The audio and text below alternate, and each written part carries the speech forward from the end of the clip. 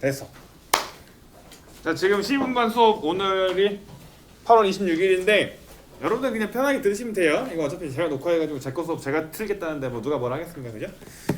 수업을 좀 녹화하고 있고 이거는 이제 B분반도 공통으로 보게 될 거고요. 오늘은 학습지 어디서부터 하냐면 65페이지부터 할게요. 65페이지에 이제 여러분들 이거 기억나요? 그 선 스펙트럼이 나오는 이유에 대해서 이제 불연속적인 값이 나오는 이유에 대해서 보어의 원자모형에서 이제 설명을 했었죠. 그래서 주양자 수를 이용해서 전자들이 가지는 에너지는 궤도마다 정해져 있다 라는 얘기를 했었고, 특히 여기 보시면 전자들은 1번 궤도, 2번 궤도, 3번 궤도, 4번 궤도 이렇게 각 주양자 수 숫자에 맞는 궤도마다 존재할 수 있고 궤도에서만 존재할 수 있고, 숫자가 높아지면 높아질수록 에너지가 커진다라고 해석하시면 돼요. 그죠? 높은 에너지를 가지고 있다가 낮은 상태의 에너지로 떨어질 때 그 에너지 차이만큼의 에너지를 어떤 형태로 방출한다? 전자기파의 형태로 방출한다. 그럼 그때 전자기파의 에너지는 플랑크 상수에다가 진동수를 곱한 값이다. 근데 이제 진동수로 표현되지 않잖아. 자꾸 다 파장으로 나오잖아요. 얘는 파장분의 플랑크 상수에다가 빛의 속력 C를 곱한 값이다. 왜 이게 이렇게 되는지는 나중에 파동에서 배울 거야. 그러니까 지금은 너무 부담 갖지 않아도 될 것 같아. 아, 이 친구가 지금 물리 수업 듣는 친구 아니죠? 네, 아니에요. 가고 있었어요. 특수반 아닌가요? 조용히 그냥 합시다. 모르겠어요. 뭐가 맞는지 모르겠는데.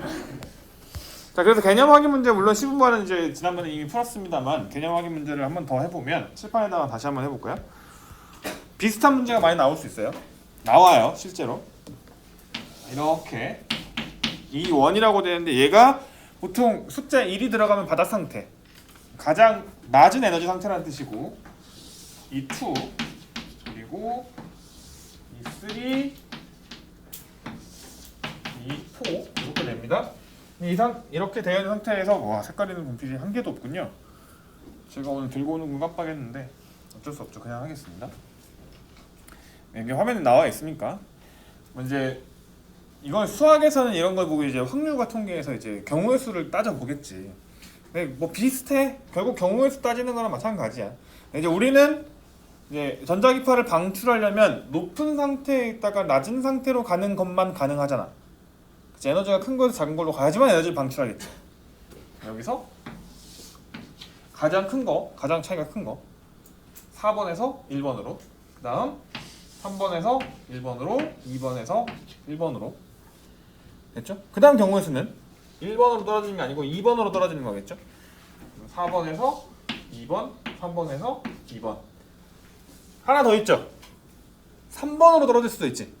4번에서 3번으로. 네. 이렇게 총 6가지. 하나, 둘, 셋, 넷, 다섯, 여섯 가지의 에너지가 방출될 수 있어. 그 말은 이거를 분광기로 관찰을 하면, 만약에 여기서 나오는 빛이 전부 다 가시광선이라고 가정한다면 우리가 분광기로 관찰을 했을 때 줄이 6줄이 나올 거야. 알겠어? 무슨 말인지?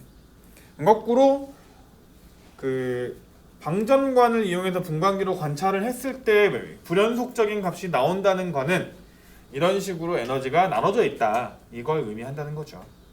그죠? 됐어요.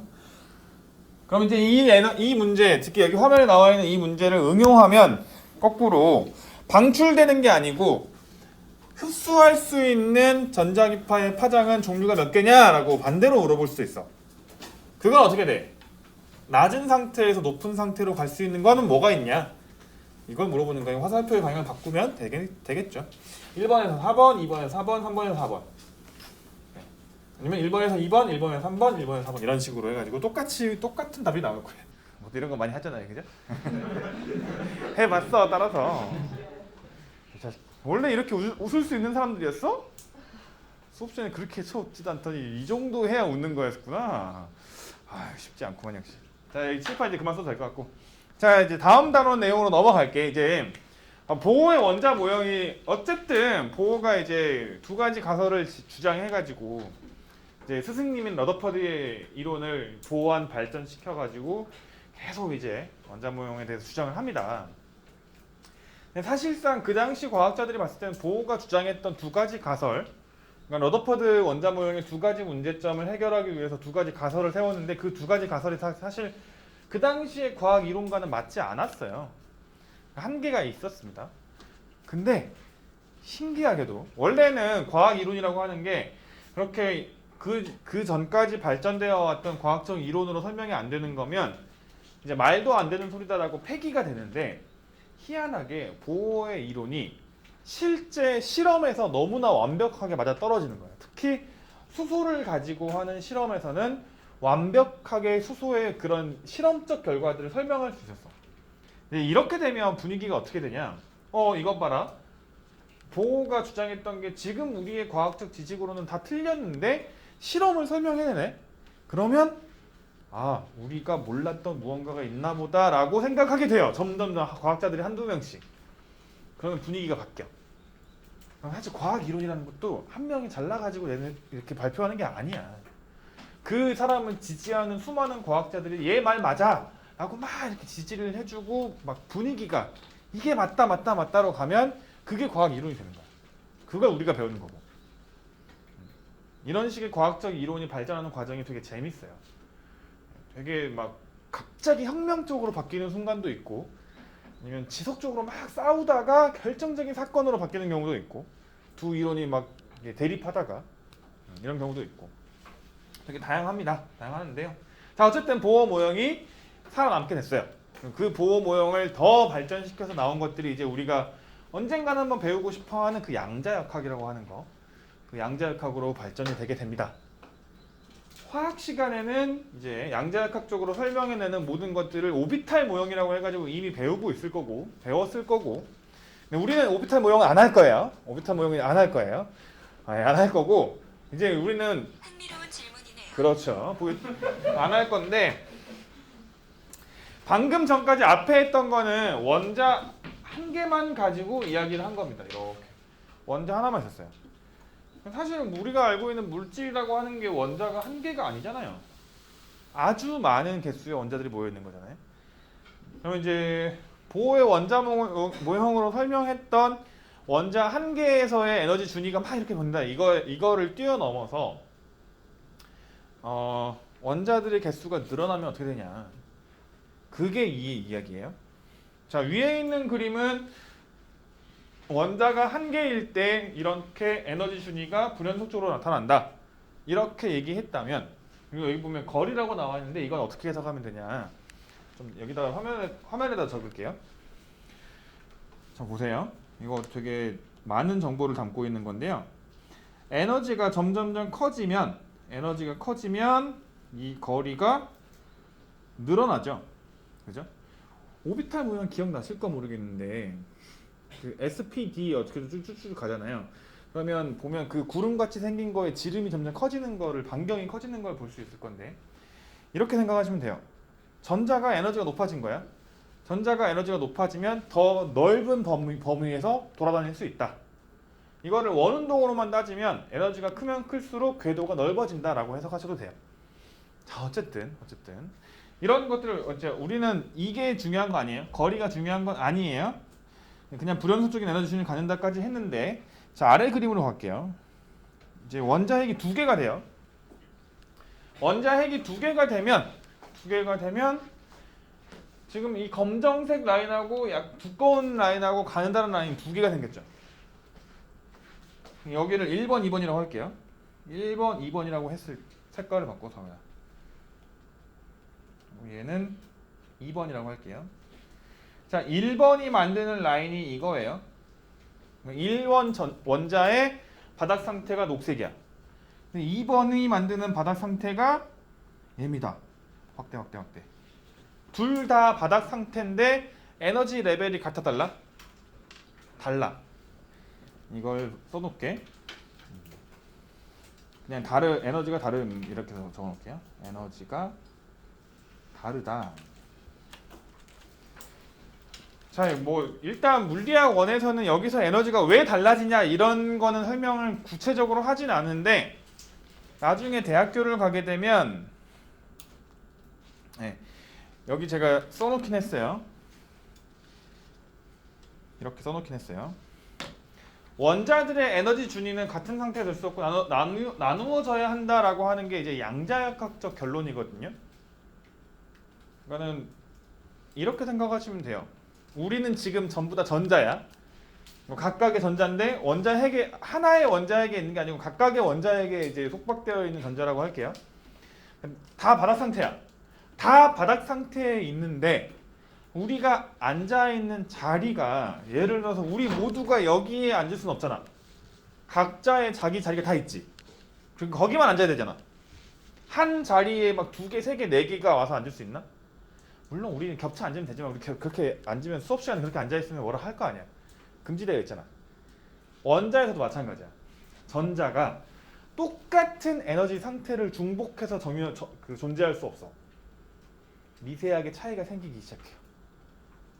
왜 그런지는 별로 중요하진 않아. 지금 상황에서는 그냥 그런 게 있구나라고만 생각하자. 이렇게 똑같은 상태를 상태가 될 수 없는 것들을 우리는 보통 페르미온이라고 부르거든요. 그럼 반대로 입자가 있는데 이 입자들이 똑같은 상태로 중복될 수 있는 것들이 있어. 이런 애들은 반대로 이제 보존이라고 하는 용어가 있어요. 페르미온, 보존 이런 게 있어. 이런 게 있어. 거기까지 우리가 알 필요는 없고 그냥 여기 형광펜으로 해놓은 거 같은 상태가 될 수 없고 나누어져야 한다. 요게 포인트야. 근데 선생님 얼마나 나눠지나요? 아주 미세하게. 그 양이 중요한 것도 아니야. 미세하게 나눠진다. 이렇게 계속 두 칸씩 두 줄이 미세하게 갈라져 있어. 근데 이제 원자가 3개가 돼요. 그러면 3줄로 갈라지겠죠? 그리고 원자의 개수가 무한히 많아진다면 이런 모양이 나올 거야. 여기 안에 이 안에 얘가 두꺼운 띠처럼 보이죠? 그림으로 봤을 때는 그림을 이렇게 하지 말고 두꺼운 띠처럼 보이지만 얘가 두꺼운 띠처럼 보이지만 실제로 얘를 확대해 보면 이 부분을 확대해 보면 아주 많은 에너지가 불연속적인 라인이 만들어져 있다는 거죠. 여기에 전자가 예를 들어서 1번, 2번, 3번부터 무한대까지 뭐 n번까지 있다. 그러면 1번 라인에 1번 원자의 라인, 2번 원자의 라인, 3번 원자의 라인 이런 식으로 다 나눠져 있는 거야. 그러니까 아직까지도 불연속적이야. 근데 개수가 많다 보니까 이 부분이 연속적인 값으로 표현이 되는 거야. 연속적인 것처럼 보이는 거지. 그 띠가. 자, 요 과정을 이해해 두면 좋을 것 같아. 자, 원자가 2개일 때는 라인이 2개였고 3개일 때는 3개였지. 근데 이제 원자 핵의 개수가 많아지면 많아질수록 이 라인이 겹치기 시작할 겹쳐지는 것처럼 보일 건데 실제로 완전히 겹치는 건 아니다. 근데 봐봐, 선도 우리가 실제 그림을 그릴 때 선을 이렇게 2개를 그리고 여기 안에 1개 그리고 사이에 1개 그리고 또 빈틈 사이에 1개 그리고 또 빈틈 사이에 1개 그리고 또 빈틈에다가 1개 그리고 하다 보면 어떻게 돼? 그냥 두꺼운 선이 돼버리지. 그런 느낌으로 그림이 표현된 거야. 그림이 그렇게 표현된 거라고. 그래서 이걸 봤을 때 마치 띠 구조를 가지게 된다 해서 이런 띠를 그냥 에너지 띠라고 부를 수도 있고 아니면 여기 나와 있듯이 허용된 띠라고 부르기도 합니다. 자, 허용된 띠라는 표현을 외워두시면 돼요. 에너지 띠 이건 적지 마세요. 허용된 띠라고 부르는데 왜 허용된이라는 단어가 쓰인 거는 전자들의 에너지는 이 띠 안에서만 존재한다 라는 거죠. 그러면 띠와 띠 사이가 있는데 여기는 전자가 존재할 수 있다 없다? 존재할 수 없다 라는 거죠. 그래서 거기를 그 사이를 띠 틈이라고 불러요. 그럼 이 그림만 봤을 때는 에너지가 점점 높아지면 높아질수록 띠 틈, 그러니까 에너지 허용된 띠와 허용된 띠 사이의 간격이 점점 좁아지고 있다는 정도는 해석할 수 있겠죠? 그죠? 띠 간격이 좁아지고 있죠. 나중에 이걸 왜 제가 좁아지는 걸 설명했냐면, 자, 생각을 해보세요. 더 위쪽으로 가볼게요. 에너지가 더 높아지는 상황을 생각해 봅시다. 에너지 띠가 있고 에너지 띠가 있는데 이 두의 간격이 점점 좁아지다 보면 어떤 일이 벌어지냐? 아래쪽에 있던 띠하고 위에 있던 띠하고 겹쳐지는 순간이 있어. 겹쳐질 수 있어요, 실제로. 겹쳐지게 되면 어떤 일이 벌어지는가? 이게 우리가 뒷부분에서 도체와 부도체, 반도체를 나누는 결정적인 계기가 됩니다. 아래쪽 문장을 좀 읽어볼게요. 아래쪽 그림 보면 문장 읽어보면서 원자의 수가 무수히 많다면 에너지 준위가 무수히 갈라지게 되며 마치 에너지 준위가 연속적인 것처럼 취급할 수 있다. 이를 에너지 띠 구조라고 한다. 네, 뭐 에너지 띠 구조라고 한다. 뭐 이걸 외울 필요는 없고요. 이 그림은 꼭 나오니까. 똑같은 위에랑 똑같은 그림인데 좀 다른 식으로 표현이 된 거죠. 네, 원자가 한 개일 때, 두 개일 때, 세 개일 때, 원자가 아주 많을 때 띠 구조가 만들어진다 정도만 받아들이고 넘어갑시다. 다음 페이지로 갈게요. 자, 이제 이게 중요한데. 자, 허용된 띠, 아까 에너지 띠가 있어요. 허용된 띠가 있는데 아래서부터 계속 띠가 만들어져 왔겠지? 그러면 이 원자가 존재할 수 있는 허용된 띠가 바닥 상태부터 해가지고 주양자 수로 따지면 주양자 수 무한대까지 해가지고 에너지가 0일 때까지 쭉 올라가겠죠. 기억나요? 마이너스 형태, 음수 형태였죠. 예를 들어 수소 원자 한 개 했을 때는 마이너스 13.6 일렉트론 볼트부터 주양자 수가 무한대가 되면 에너지가 0이 됐었죠. 0이 제일 큰 값이었어. 그러니까 0이라고 해서 에너지가 없다가 아니야. 이건 헷갈리면 안 돼. 이렇게 되어 있는데 문제는 에너지 띠가 있는데 전자들은 전자의 개수가 제한적이라는 거지. 전자는 쉽게 말해서 전자가 100개 있어. 100개의 전자가 다 바닥 상태에 다 서로 모여 있으려고 할 수가 없어요. 이해하기 점점 어려워지고 있는데 이거 여기는 받아들일 수밖에 없어서 띠 구조를 원자 한 개 있을 때 얘기해 볼게. 자, 바닥 상태 2번, 3번, 4번, 5번까지만 그려볼게요. 근데 여기에 전자가 한 개씩만 들어갔다라고 할게요. 전자가 근데 3개 있다라고 합시다. 그럼 어떻게 존재하냐? 안정하게 존재할 때는 바닥부터 존재를 하게 됩니다. 바닥에 하나, 그 다음 둘, 그 다음 셋. 여기까지 왔지? 그럼 위쪽에도 에너지 레벨이 있지만 여기는 전자가 있는 거야, 없는 거야? 지금은 없어. 근데 존재할 수는 있지. 근데 지금은 다 아래쪽에 채워져 있는 상태. 그 말이야. 이 그림에서는 에너지 띠 레벨이 있는데 여기까지는 전자가 채워져 있어. 이 채워져 있는 곳까지를 우리는 원자가 띠라 그래. 자, 이게 화학이랑 연결이 다 돼요. 화학 배우는 사람 많이 배우구만. 화학 배우면 주기율표랑 오비탈 모형이랑 이제 엮어가지고 최외곽 전자가 몇 개가 되고 안쪽에서부터 몇 개가 채워주고 S의 전자가 몇 개고 P에 몇 개가 채워주고 D에 몇 개 채워주고 이런 거 다 배우잖아. 그래서 S에서 2개 채워지고 P에서는 6개인가? 해가지고 8개가 되면 이제 안정하고 막 최외곽 전자가 또 8개가 돼도 이런 거만 배우잖아요. 저 정말 이런 거 싫어해가지고 제가 그래서 화학을 선택 안 했거든요. 그래서 화학을 배운 여러분들 되게 존경스럽다고 생각하고 있어요. 화학 진짜 어려운데. 그 스토리가 여기에 약간 나와. 그래서 우리가 알고 있는 안정한 원자의 최외곽 전자까지 다 채워졌을 때 걔네들의 에너지가 여기까지 온 거야. 안정할 때. 여기까지 채워진 거야. 자, 위쪽은 자, 여기는 전자가 없어요, 지금. 근데 이제 나중에는 여기 있던 전자가 여기로 올라가는 일이 벌어질 거야. 어쨌든 지금은 전자가 채워졌으면 원자가 띠, 전자가 채워지지 않고 더 높은 에너지 상태는 전도띠라고 부른다 정도만 체크를 합시다. 자, 이렇게 나와 있네요. 읽어볼게요. 자, 원자의 가장 바깥에 있는 전자가 차지하는 원자가 띠. 그러니까 여기까지 전자가 채워져 있다라는 뜻이고, 원자가 가지는 전자가 바닥 상태의 에너지 중 차곡차곡 채워져서 원자가 띠를 이룬다. 방금 얘기했던 거고, 전도띠는 요건 외워줘야 되겠죠? 형광펜.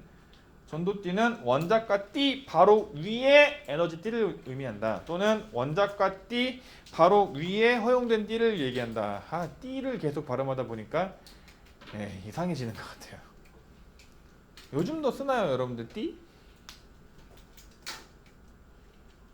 띠가 들어간 여러분들이 잘 쓰는 단어 있지 않습니까? 여러분들 선배들이 쓰고 이제 여러분들이 유행인 건 지났나? 그런 거 아직도 쓰세요? 안 쓰죠, 여러분들은? 그거 좀 유행 지난 거지? 알았어. 예, 아니 매년 똑같은 수업을 하고 똑같은 드립을 날리다 보니까 이게 지금 써도 되는 건가 하는 것들이 몇 개 있어요. 예. 왜냐면 전 나이를 계속 먹고 있으니까. 자, 갑시다. 그 다음에 마지막 문장이 중요한데 원자과 D에 있는 전자가 에너지를 받으면 전도 D로 전이할 수 있다 라고 되어 있네요. 과연 이게 어떤 결과가 나오는지 조금 더 뒤쪽을 보도록 하겠습니다. 자, 갑자기 생뚱맞게 전기 전도성이 나오는데요. 자, 이거는 뭐 기본 교양 상식 정도? 이렇게 생각하고 넘어갈 수 있는 부분이에요. 수능에 자주 나오는 파트는 아니에요. 거의 안 나온다라고 보시면 되는데 이 내용은 안 나온다는 얘기죠. 여기는 잘 안 나와요. 근데 이것만 볼게요. 전기 전도성, 물질의 전기적인 성질이 나타나는 것으로 전기가 통하는 정도를 전기 전도성이라고 한다. 이거 전기가 통하는 정도 이거 어디서 많이 들어보지 않았어요? 왜냐면 뭘 배웠냐? 중학교 때 저항을 배웠으니까. 이걸 반대로 표현하면 전기가 얼마나 안 통하냐 이거를 저항으로 표현하잖아. 저항이 크면 클수록 전기가 안 통하는 거죠. 그거의 반대 표현이에요. 전기 전도성. 전기가 얼마나 잘 통하냐. 네, 이런 표현입니다. 자, 그 다음에 뭐 이런 표현들이 있어요. 전기 전도도. 그래서 얘는 우리가 뭐라고 읽냐 확대해서 쓸게요. 요거 알파벳 아니잖아요. 얘는 시그마 라고 읽어요. 네, 읽는 거 써주는 거예요. 전기 전도도 물질이 전기가 통하는 정도를 나타내는 물리량. 그래서 전기 전도도 값이 커지면 커질수록 전기가 잘 통한다 라고 설명할 수 있고, 비저항 얘는 뭐라고 읽냐 로우 라고 읽습니다. 네, 그래서 이렇게 발음할 일이 별로 없을 것 같긴 해요. 그냥 비저항이라고 하겠죠. 비저항 물질이 전류의 흐름을 얼마나 방해하는지 나타나는 물리량. 그러니까 전기 전도도랑 비저항은 서로 반대되는 표현이죠. 그래서 실제로 이런 관계가 성립을 합니다. 한글로 적을게요. 전기 전도도는 비저항의 역수예요. 네, 이렇게 표현이 돼요. 역수 관계예요. 그죠? 전기 전도도가 크다는 얘기는 비저항이 작다는 얘기고, 거꾸로 비저항이 크다는 얘기는 확대할게요. 비저항이 크다는 얘기는 전기 전도도가 작다는 얘기고, 역수 관계 분의 1 네, 이렇게 되어 있습니다. 참고로 알아두세요. 이것도 실험을 하면 좋은데 이거는 실험을 하기가 좀 힘들 것 같네요. 요거까지는 이게 고등학교 2학년 물리학원에서 그렇게 비중 있게 다루는 파트가 아니라서 대학교 가면 실험하실 겁니다. 네, 대학교를 물리나 이런 이공계열로 가면 아마 일반 물리학 실험을 하게 되면 꼭 하게 될 거예요. 그래서 비저항이나 물질의 비저항이나 물질의 전기 전도도를 실제 측정하는 실험을 할 거예요. 다양하게 할 거니까 그때 가서 여러분들 잘 하시면 될 것 같고요. 자, 이런 뭐 공식이 하나 있는데 공식 설명만 하고 갈게요. 이거 저항이에요. 저항은 비저항 곱하기, 아까 그 비저항이라는 값은 물질마다 다른 값이에요. 물질의 고유한 값이에요. 그거 고유한 값 비저항 곱하기 단면적 분의 길이에요. 자, 그러면 여기서 단면적이 크면 클수록 저항은 어떻게 될까요? 저항은 커질까요? 작아질까요? 저항은 작아지겠죠. 그 다음에 색깔 바꿔서 도선의 길이가 길어지면 길어질수록 저항은 커지겠죠. 자, 그러면 우리가 사용하는 전기 기구가 있는데 전기 기구에 도선이 있어요. 이 도선의 저항값을 작게 하고 싶으면 어떻게 하면 될까요? 도선을 굵은 걸 써야 될까 가느다란 거 써야 될까? 굵은 걸 써야 되겠죠. 그죠? 그러면 우리 1학년 때 배웠잖아. 송전탑 발전소에서 우리 가정까지 전기를 보내는데 송전선이 설치되어 있을 거 아니야. 그럼 송전선에서 전력 손실이 일어나잖아. 기억나? 전류의 제곱 곱하기 저항 해가지고 전력 손실이 일어나는데, 얘를 줄이려면 송전선에는 굵은 걸 써야 될까 가느다란 걸 써야 될까? 굵은 걸 써야 된다라고 했었잖아. 그게 요 얘기야. 그게 이 얘기야. 근데 이제 작년에 얘기했지? 굵은 걸 쓸 수 있다 없다? 없다. 비용이 너무 많이 든다. 그래서 어떻게 하면 돼? 기억 안 나지? 전류의 세기를 높여? i제곱 r에서 전류의 제곱 곱하기 저항인데 전류의 세기를 크게 하면 전력 손실이 더 커지는 거 아니야? 전류의 세기를 줄이면 되지. 그러면 제곱이 붙어 있으니까 절반으로 줄이면 4분의 1로 줄어드는 마법 같은 일이 일어난다. 근데 전류의 세기를 반으로 줄이려면 어떻게 되냐? 전압을 높이자 라는 거 1학년 때 배웠던 거죠. 지금 1학년 애들한테 제가 중간고사, 기말고사 계산 문제를 내지 않겠다라고 했거든. 그래서 말을 내가 뱉었잖아. 근데 뱉어놓고 보니까 2학기 배우는 내용 중에서 계산 문제 낼 게 너무 많은 거야. 작년에 우리 2학기 때 연료율 배웠어. 1학년 때 변압기 배웠어. N1분의 N2는 I1 대 N1 대 N2는 I2 대 N1, I2 대 I1 뭐 이런 거 배우고. 그 다음에 이제 전력 손실 해가지고 I 제곱할 P 손실 전력은 전류의 제곱 곱하기 정항이다 해가지고 뭐 이런 것도 나왔어. 그래서 이걸 막 2배 줄이려면 어떻게 해야 되냐, 아니 4배 줄이려면 어떻게 해야 되냐, 막 이런 것도 나왔는데 이걸 계산 문제 내지 않겠다고 했단 말이야. 그럼 어떻게 해야 돼? 아니지. 수행평가로 돌리면 되지. 뭐가 더 힘들 것 같냐? 수행평가로 계산 문제 할래? 아니면 기말고사, 중간고사, 기말고사 때 계산 문제 풀래? 중간 기말 때 계산 문제 푸는 게 낫지 않을까? 하지만 1학년들은 좋다고. 중간 기말 때 계산 문제 안 나온다. 와 너무 좋아요 이러고 있다. 우리 1학년들. 왜 이렇게 내가 잘해주는 줄 알아? 잘해주는 척 하는 줄 알아? 예. 그렇죠. 그렇죠. 영업을 좀 제대로 뛰어야 되겠네. 내가 너희 1학년 때 잘못했던 게 너무 어렵게 됐어. 미안하게 생각하고 있습니다. 특히 1학기 때부터 너무 어렵게 내버렸어. 그러니까 물리에 대한 흥미가 안 그래도 없는데 더 없어지지. 근데 그걸 뚫고 온 너희들이야. 근데 봐. 뭐 분단되는 뭐 이런 것도 아니고 지금 넘어갑시다. 자, 위에 있는 거 사실 중요하지 않다라고 했어요. 그렇게까지 중요하게 다루는 거 아니라고 했었고, 중요한 거는 이제 이 다음 내용인데 잠깐 정리 좀 할게. 아까 전기 전도도 기억나죠? 그 전기 전도도가 작은 물질이 있고 큰 물질이 있어. 그래서 전기 전도도가 크면 전기가 잘 통하는 거. 전기 전도성이 크다, 전기가 잘 통한다. 전기 전도성이 작다, 전기가 잘 흐르지 않는다. 그래서 전기가 잘 흐르지 않는 것들을 절연체라고 부르고요. 전기가 잘 흐르는 것들을 도체라고 부르는데, 딱 보시면 구리 대표적으로 전기가 아주 잘 통하는 물질이죠. 도선에 쓰이고 있습니다. 실제로 우리가 알고 있는 도선들은 다 구리로 되어 있어요. 거의 100%에 가까운 구리로 되어 있습니다. 철 잘 통하죠. 구리보다는 안 통하고. 그 다음에 반대로 갈게. 절연체, 석영, 다이아몬드, 유리 아주 좋은 절연체들이죠. 이거 말고 뭐 가죽, 플라스틱 이렇게 또 절연체들 종류가 굉장히 다양합니다. 근데 중간에 애매하게 절연체도 아니고 도체도 아닌 중간에 애매하게 끼어있는 반도체라는 친구가 있어요. 얘가 이제 우리의 뒷부분의 메인 스토리 주인공이 될 겁니다. 다음 페이지 넘어갈게요. 자, 이거 절연체 도체 외우지 않아도 돼요. 종류가 뭐다, 이거 얘는 절연체인지 도체인지 절연체인지 이런 거는 몰라도 돼요. 상식적인 수준에서 이미 다 알고 있을 거라고 생각하기 때문에 외우지 말란 뜻이고요. 자, 이게 별표. 오늘 이것까지 얘기할게요. 그래서 오늘은 딱 68페이지까지만 얘기하고 마무리하겠습니다. 도체, 절연체, 그리고 반도체. 자, 우리가 전기가 흐른다. 그러니까는 어떤 물체에 전류가 흐른다는 것을 생각을 해봅시다. 전류가 흐른다는 거는 뭐가 움직인다는 얘기예요? 전자가 움직이는 거죠. 물론 헷갈리시면 안 되는 게 도선이 이렇게 있어요.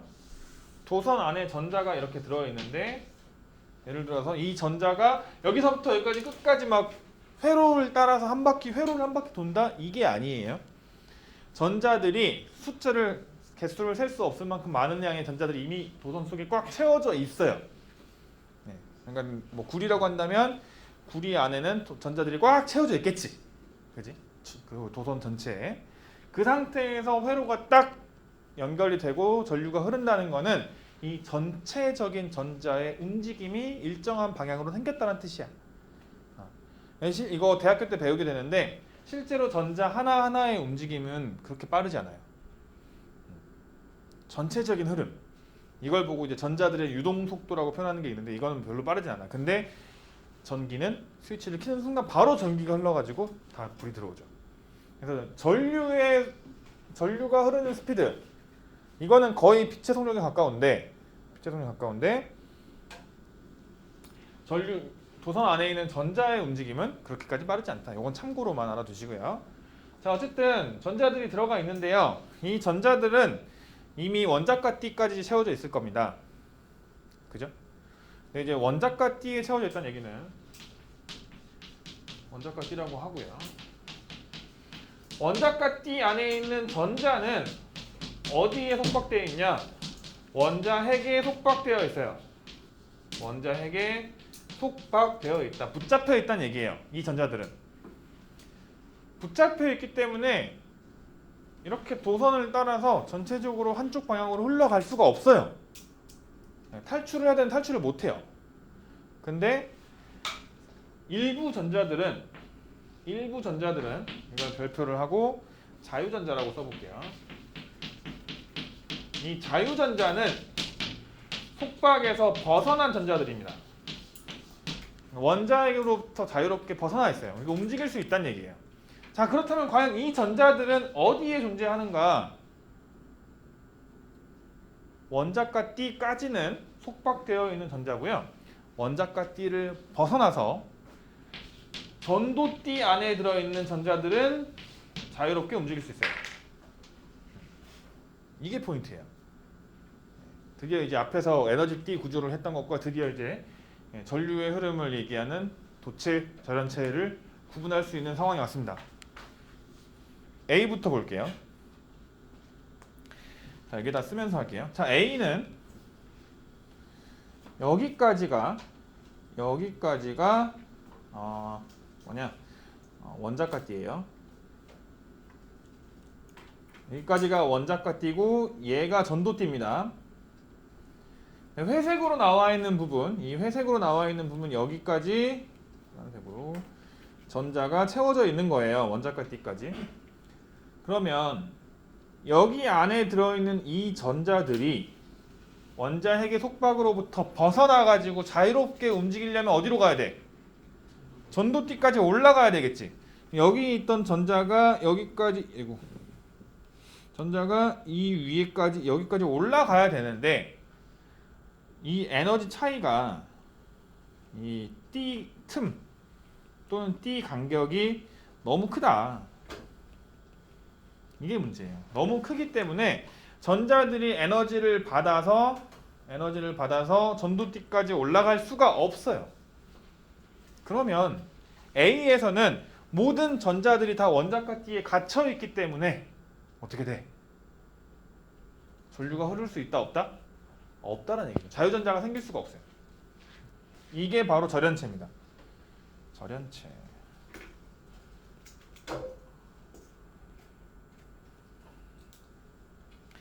자, 전기 전도도가 작아서 전기나 열을 잘 못하는 물질이죠.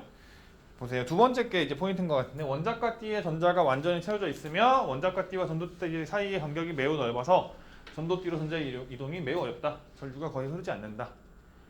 이제 아주 큰 에너지를 계속 공급을 해주면 흐를 수는 있어요. 아마 그 전에 절연체의 어떤 형태가 무너지겠죠.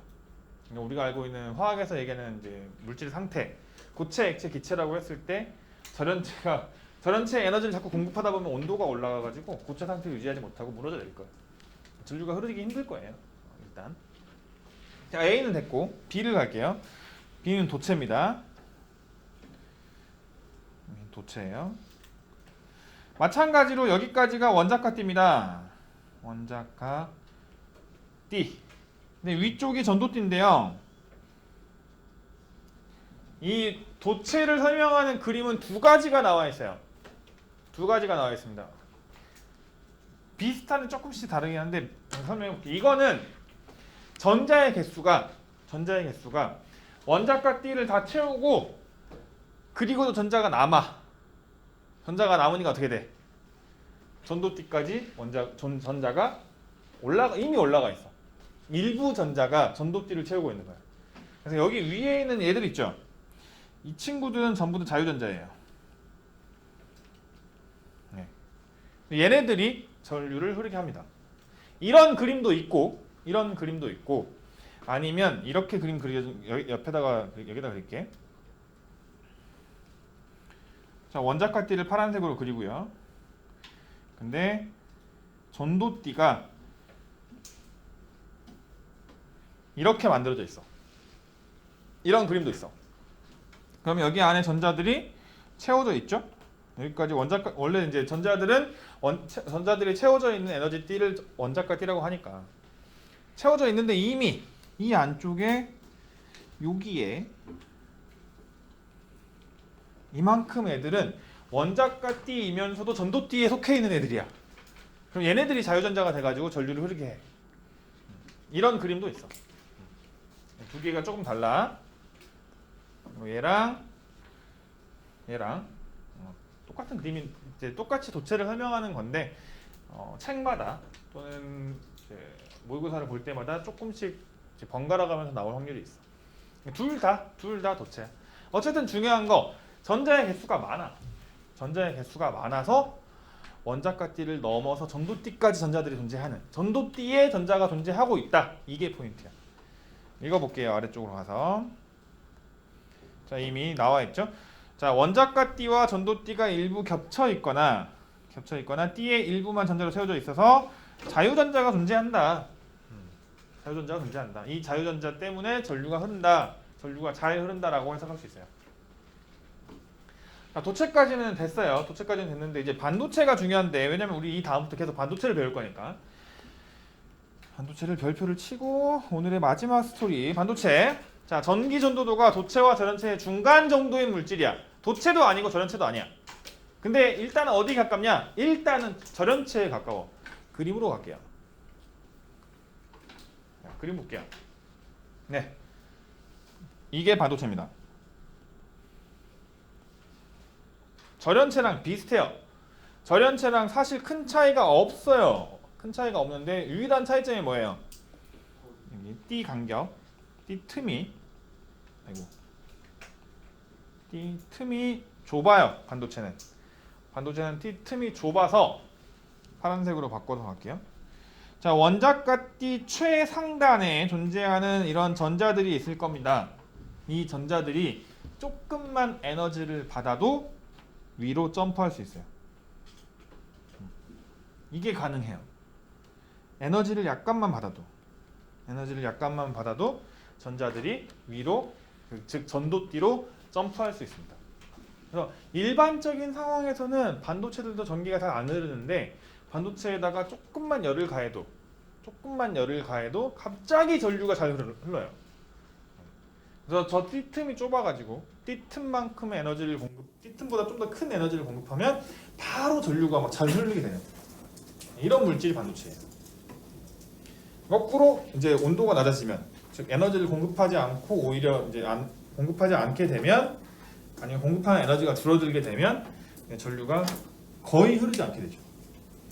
전류의 흐름을 제어할 수 있다는 게 포인트예요. 실제로 반도체를 이용하는 것들이 전부 다 전류의 흐름을 그 제작자의 마음대로 조작할 수 있다. 이게 포인트거든요. 그래서 여러분들은 나중에 반도체를 배우고 다이오드 배울 때 그때 실험을 들어갑니다. 빵판이라고 하는 회로를 쉽게 만들 수 있는 실험 도구가 있어요. 써본 친구들도 있고 거의 다 안 써봤을 거야. 그치? 빵판이란 말 들어봤어? 먹는 빵 아니고요. 전기 회로 만드는 실습 도구인데 이름이 브레드보드거든요. 잠깐만요.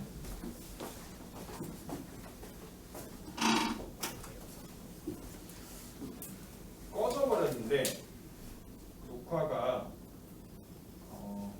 됐을까?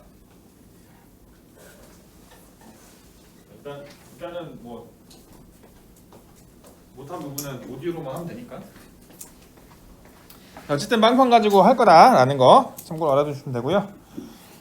자, 반도체 이거 마지막으로 읽어보고 마무리할게요. 자, 원자가 띠의 전자가 완전히 채워져 있으나 띠 틈이 절연체에 비해 좁아서 에너지를 얻으면 일부 전자가 전도띠로 이동이 가능하다. 그래서 적당한 에너지를 얻으면 전류가 흐른다라는 거, 이게 반도체 특징이고, 위에 그림 3개 있죠. 그 그림 A, B, C 3개를 비교해서 내는 문제가 단골로 나와요. 무조건 나옵니다, 수능에. 그리고 쉬운 문제예요. 여러분들도 다 맞출 수 있는 문제, 점수를 따는 문제. 그래서 일단 2학기 내용을 다 배우잖아요.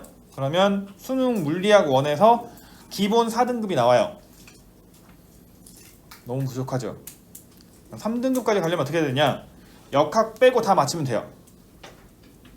그러면 이제 뭘 정복해야 되냐면 파동을 정복하면 돼요. 파동까지 정복하면 3등급이 나옵니다. 그러면 이제 2등급과 1등급으로 가려면 뭘 정복해야 되냐? 역학을 정복해야 돼요. 문제는 역학을 정복하는 게 겁나 힘들어요. 그래서 여러분들은 뭘 해야 되냐? 지금부터 준비를 하셔야 된다. 그래서 여러분들 물리학 1을 도전하실, 물리학 1으로 수능을 봐서 등급을 받으려고 노력하시는 여러분들을 위해서 2학기 방과후가 개설될 예정입니다. 2학기 물리학 1 내신 및 수능 대비로 방과후를 오픈할 거예요. 네, 신청이 돼야 오픈이 되는 거고, 될지 안 될지 전 장담하지 못하겠어요. 그냥 워낙 우리는 TO가 적어서 30 몇 명 중에서 이게 몇 명 이상 돼야 이제 오픈이 되는 거잖아요. 그래서 제가 뭐 강요하는 건 아니고요. 어떻게 진행할 거냐면 2학기 거를 먼저 할 거예요. 그래서 교재는 수능 완성 물리학 1 교재고요. 진도는 2학기 범위부터 나갈 거고, 그래서 아마 방과후 수업이 내신보다 더 빨라요. 근데 이제 빠르다는 얘기는 못 알아먹는다는 얘기예요. 어쨌든 이렇게 빠르게 한번 훑어서 다 다룰 거고, 그 다음에 다시 앞으로 돌아가서 역학으로 쭉 갈 거고. 그래서 방과후 기간 중에 절반은 내신 대비가 될 거고, 절반은 수능 준비가 될 거고. 물론 푸는 문제들은 전부 다 수능 문제들인 거예요. 관심 있으신 분들은 월목으로 진행을 하거든요. 근데 나는 선생님 저는 생물이랑 겹치니까 전 생물 할래요. 혹시 있어요? 생물도 월목이에요. 생물 방과후도. 진지하게 한번 얘기해봐. 전 선생님 겹칩니다. 전 둘 다 하고 싶어요. 둘 다 하고 싶어요. 알겠습니다. 예, 있다는 거, 한 명 있다는 거 알고 있을게요. 요거는 다음 시간에 개념 확인 문제 풀도록 할게요. 끝!